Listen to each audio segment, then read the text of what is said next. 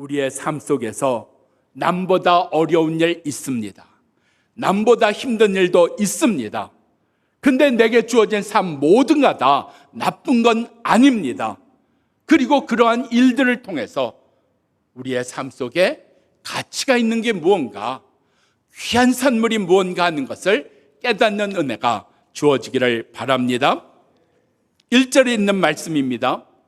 1절, 2절을 보면 오늘도 내게는 고난으로 인하여 반항하는 마음과 근심이 내게 있습니다. 내게 주어진 재앙으로 인하여, 이 고난으로 인하여 욥이 물질만 잃었습니까? 자녀만 잃었습니까? 아내만 잃었습니까? 자기 몸이 사람 몸이 아닌 그러한 재앙과 고난이 욥에게 닥쳤습니다. 하나님을 잘 믿는 사람이었습니다. 누구보다 하나님을 잘 섬기는 사람이었습니다. 근데 이게 웬일입니까? 물질만 잃어도 억울하고 분하고 아픈데 물질이 문제가 아닙니다. 가족이 다, 자녀가 다 죽습니다. 아내까지 자기를 저주하고 떠나갑니다. 자기 몸에는 기와장으로 긁어야 될 정도로 종기가 나서 견딜 수가 없었다 그랬습니다. 그리고 위로한다고 찾아왔던 친구들이 자기 마음을 후벼 팝니다. 이러한 재앙 앞에 내게 원망하는 마음이 생겼습니다. 내게 아픔이 생겼습니다. 우리 삶에 고난이 있고 어려움이 있고 그리고 생각하지 못한 문제들이 주어질 때 우리 가운데 이런 반항하는 마음, 부모에게 반항하는 마음, 때로는 하나님께 반항하는 마음, 때로는 사람에게 반항하는 마음, 내게 주어진 모든 시스템에 대하여 내가 반항하는 마음, 그런 것들이 우리 가운데 주어집니다. 그건 틀림이 없습니다. 그리고 아픔과 두려움과 불안이 주어집니다. 틀림없는 일입니다. 근데 기억해야 될 거는 그런 마음만 내게 있는 것이 아니라는 겁니다. 내게는 또 다른 마음이 있다는 이야기입니다. 오늘 여기 3절에 보면 욥이 이렇게 내게 혼란스러운 마음이 있고 원망하는 마음도 있고 불평하는 마음도 있는데 3절에 뭐라 그랬어요? 내가 어찌하면 하나님을 만날 수 있을까? 내가 어떻게 하면 다시 하나님 앞에 나아갈 수 있을까? 같이 있다는 이야기입니다. 원망하는 마음도 있지만 하나님을 찾고자 하는, 하나님을 만나고자 하는 마음도 그에게 있었다는 이야기입니다. 우리 삶 속에 이와 같은 두 마음이 우리 가운데 있습니다.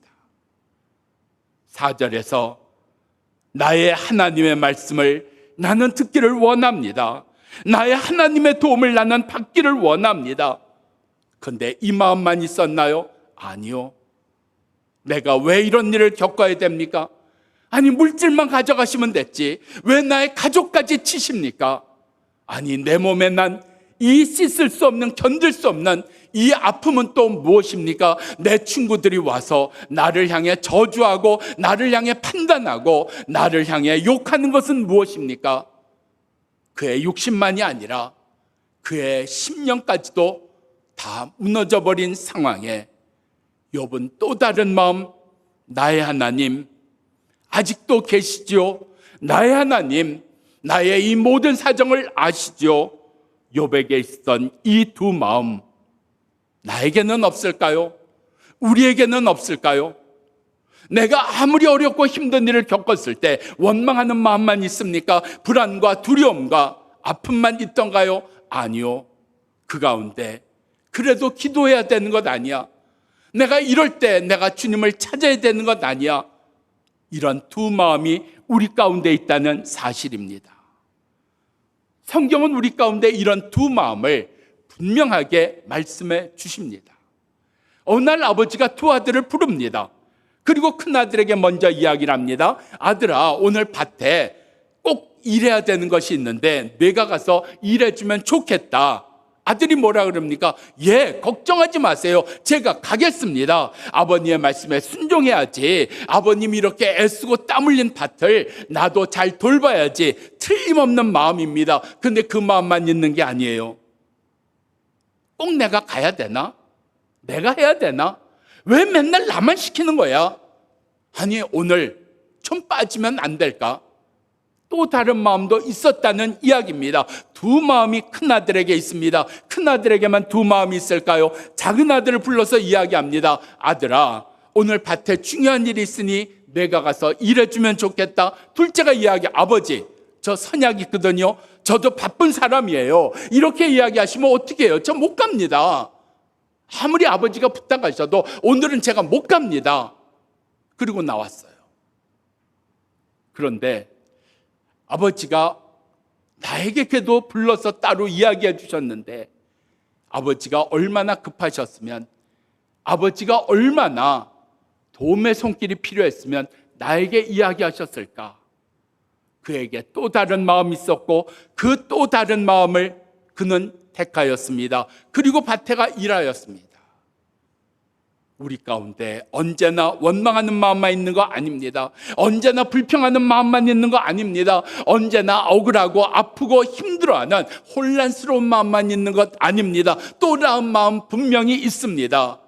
내가 기도해야지, 내가 순종해야지, 내가 풀어야지, 내가 용서해야지, 내가 정신을 차려야지. 그런데 문제는 어느 길을 택하셨습니까? 어느 길을 가셨습니까?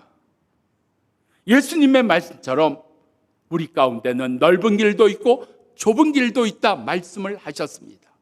넓은 길, 편한 길입니다.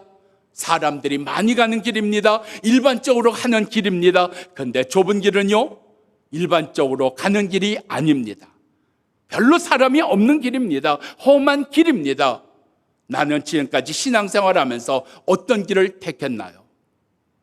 언제나 혼란스럽고 아프고 힘들기 때문에 원망하며 근심하며 아파하며 상처받았다고 하는 삶을 살았습니까? 아니면 그래도 이것이 내게 주시는 또 다른 열매가 될 수 있을 거야, 나를 성장시키는 일일 거야, 나를 다르게 만드시려는, 하나님의 자녀다운 자녀로 만드시려는 하나님의 역사일 거야. 힘들지만 견뎌보자고, 힘들지만 견뎌보자고, 기도해보자고 하는 마음 택하셨습니까?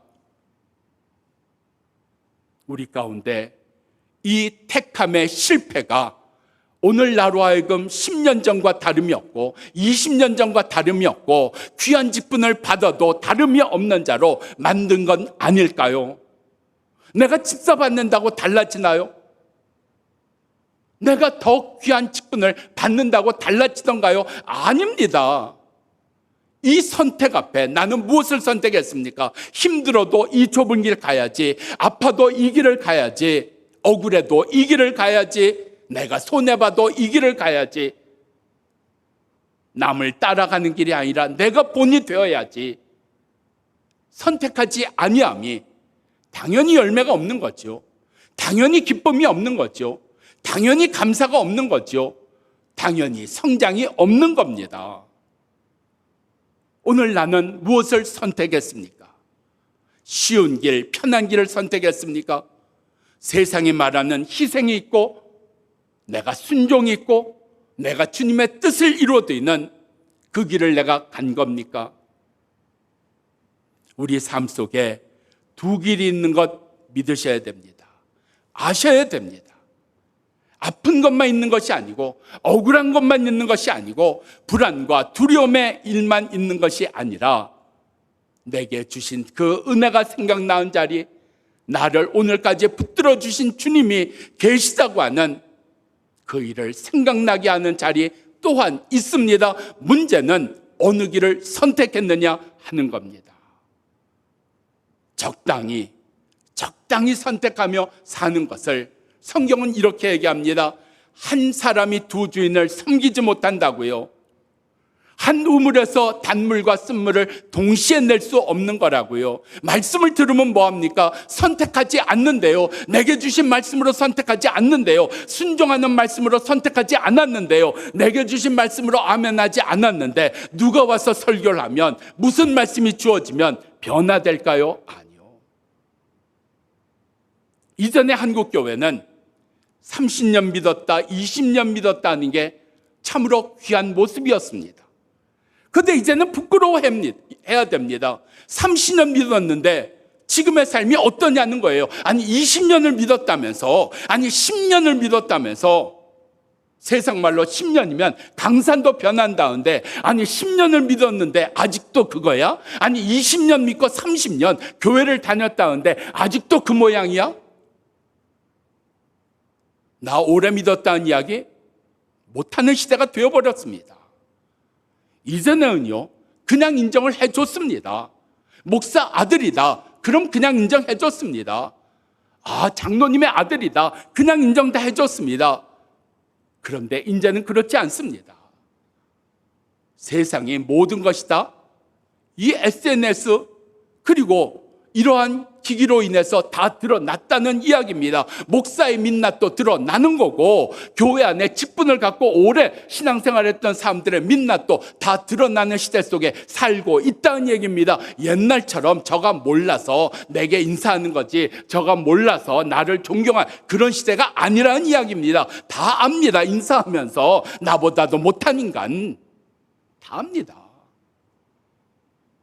우리가 하나님을 두려워한다면 오늘 내게 주어지는 이 두 길 앞에 나는 어느 길을 선택해야 되는 걸까요? 여러분, 성경을 보면 이 두 길에 대한 게 구약 성경에는 신명기에 이렇게 말씀하고 있어요. 하나님께서 모세에게 말씀하시기를 이스라엘아 들을지어다. 너희 앞에는 축복의 길과 저주의 길이 있다. 너희 앞에는 생명의 길과 죽음의 길이 있다. 이 두 길 가운데 너는 택하라 말씀하고 계십니다. 우리 앞에 죽음의 길만 있는 거 아닙니다. 저주의 길만 있는 게 아닙니다. 아픔의 길만 있는 게 아닙니다. 생명의 길이 있습니다. 우리 가운데 축복의 길이 있습니다. 주님은 분명히 이 두 길을 우리 가운데 보여주셨고, 오늘 이 두 길 가운데 너는 생명을 택할지니라, 너는 복을 택할지니라 말씀하시는 주의 음성에 오늘 순종하는 역사가 우리들 가운데 이루어지기를 축원합니다. 8절입니다. 근데 욥이 말하기를 내가 앞으로 가도 하나님 거기에 계시지 아니하고 내가 뒤로 가도 하나님 거기에도 계시지 아니하였습니다. 내가 하나님을 이렇게 찾았으면 만나 주셔야죠. 내 손을 잡아 주셔야죠. 내가 이렇게 하나님을 찾고 이렇게 앞으로도 나아가고 뒤로도 나가고 내가 이렇게 애쓰는데 하나님 어디 계십니까? 하나님 왜 나를 도와주지 않으십니까? 하나님 왜 나를 무시하십니까? 신앙에 시험 받는 일이 있습니다. 신앙에 아픈 일들이 있습니다. 여러분, 신앙의 삶에 주어지는 평안은 그냥 주어지는 것이 아니라 아픔 다음에 주어지는 게 평안입니다. 아픔이 없는 게 평안이 아니고 아픔을 이기게 하심으로 누리는 게 평안이고, 나로 하여금 섬긴 다음에 누리게 하시는 게 평안이고, 나로 하여금 말씀대로 순종하며 살게 한 다음에 누리게 하시는 게 평안입니다. 그냥 누려지는 게 아닙니다. 오늘 여기 9절 말씀에 보면은 그가 이렇게 고백을 합니다. 그가 왼쪽에서 일하시나 내가 만날 수가 없었습니다. 내가 오른쪽에서 돌이켰는데 내가 하나님을 배울 수가 없었습니다. 하나님이 없다는 얘기입니까? 아닙니다. 하나님 계신데 내가 찾는 것으로 만날 수가 없었다. 내가 앞으로 가도 뒤로 가도 하나님이 안 계셔서 내가 못 만난 게 아니고, 하나님이 나를 무시하셔서 내가 못 만난 게 아니라 하나님 계시는데 내가 만나지를 못하였다 말씀하고 있습니다. 우리 삶 속에 주님을 만나는 자리가 어디입니까? 베드로가 예수의 말씀처럼 무리를 걸어오다가 그가 예수님을 바라보던 시선을 풍랑을 바라보는 것으로, 세상을 바라보는 것으로, 자기를 바라보는 것으로 바뀌었을 때 물에 빠졌습니다. 내가 언제 시험 받았습니까? 예수님의 말씀대로 그 바다는 내가 빠지기 전이나 걸을 때나 빠진 후나 똑같은 바다였습니다. 그런데 언제 빠졌습니까? 언제 시험에 들었습니까? 내가 예수님 바라보지 아니하고 자기 바라보고 세상 바라보고 내가 무리를 걷네. 내가 무리를 걷는 거야.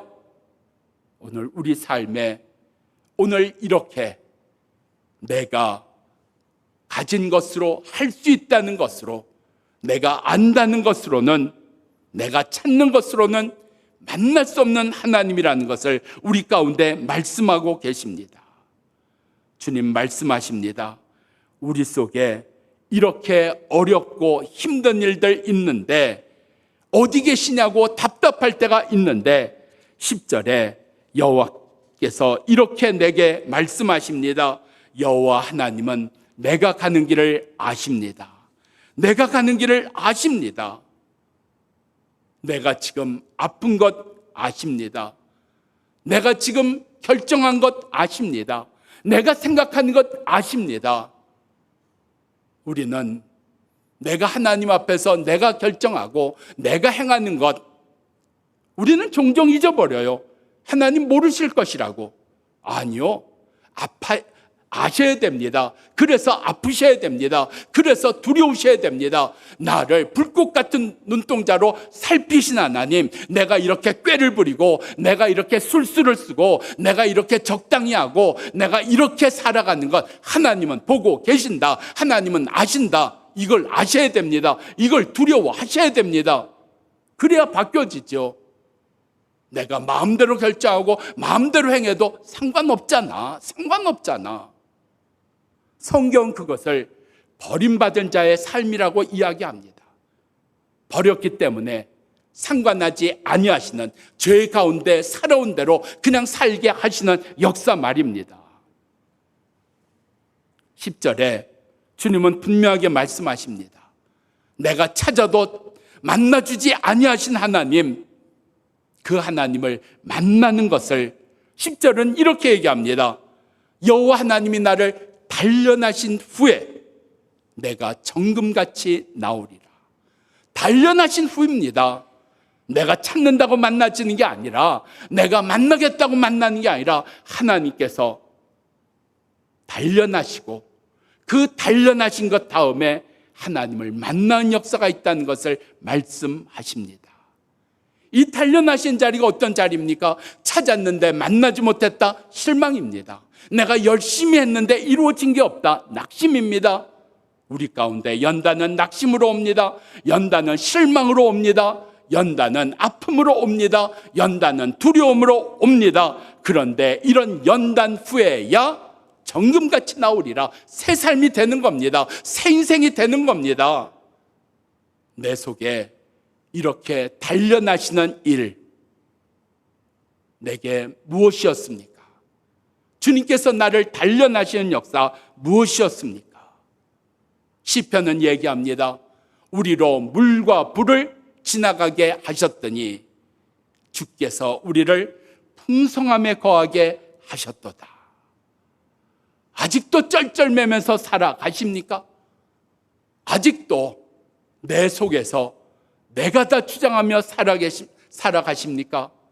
하나님이 주시는 그 풍성함을, 그 하나님이 주시는 그 은혜를 누리지 못하고 그저 우리 가운데 세상에 쪼들려서 세상에 매여서 세상에 끌려가는 삶 말입니다. 언제 풍성함을 누리냐고요? 물과 불을 지나갔더니, 물과 불을 통행하였더니 나를 풍성함에 거하게 하셨도다.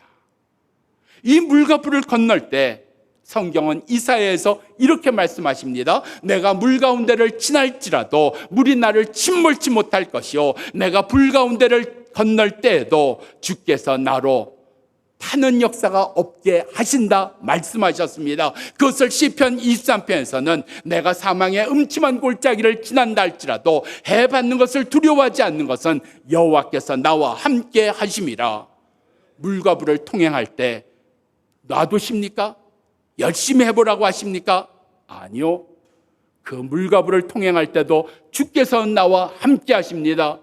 그 물을 지나는 그 연단 앞에 나로 침몰치 않게 하시는 역사, 불 가운데를 지나는 그러한 단련 앞에 나로 그 불에 타지 않게 하시는 역사가 있는 것 믿고 이 불과 물을 통행하고 지나가는 연단, 그 후에 주시는 정금같이 되리라, 순금같이 되리라, 이 은혜를 믿고 사는 자 되기를 축원합니다.